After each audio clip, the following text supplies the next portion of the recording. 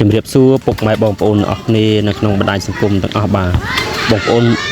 សាកមកមើលរូបភាពនេះទាំងអស់គ្នាបងប្អូនបាទនេះគឺរូបភាពចំការដីក្រហមមួយកន្លែងណាបងប្អូនបាទហើយបើសិនជាបានចំការបែបហ្នឹងមិនដឹងជាសប្បាយចិត្តប៉ុណ្ណាបងប្អូនបាទមិនថាដំណាំអីទេបងប្អូនបាទដំតរេឬចំការកស៊ូឬចំការស្អីទេឲ្យវាស្អាតអញ្ចឹងធ្វើមានផ្លូវមានអីចូលដាំអញ្ចឹងថតមកពីលើគឺស្អាតមែនទេបងប្អូនបាទអាហ្នឹងឯងចំការក្នុងក្តីសម័យរបស់ខ្ញុំបាទអ៊ំមានចំការប៉ុណ្ណឹងមិនថាដំណាំស្អីទេប្រភេទបាទល្អស្អាតមានផ្លូវមានអីស្អាតអញ្ចឹងអូអេហ្មងបាទ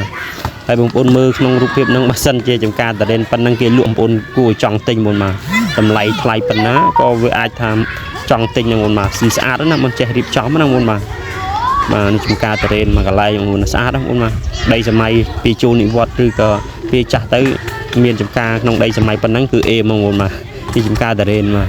មិនថាចំការអីមុនចំការស្វាយឬក៏ដំណាំកស៊ូអីម្រេចអីបានប៉ុណ្ណឹងគឺស្អាតបងប្អូនបាទនេះក្តីសម័យរបស់យើងពីចាស់ទៅណាបងប្អូនហើយតម្លៃបើសិនតែគេលក់ក៏ថ្លៃក៏វាយើងចង់ទិញមុនមើលទៅស្អាតណាបាទចំការក្នុងដីសម័យបាទហើយពេលសងធនីគេអស់បាទឈប់លក់ដូរធ្វើស្រែចម្ការម្ដងមើលបាទរស់នៅស្រែចម្ការចិញ្ចឹមមាន់ទាវិញល្អបងប្អូនបាទជាការស្អាតណាស់បងប្អូនបាទថតមកពីលើបាទហើយមានតែប៉ុណ្្នឹងទេអរគុណបាយបាយ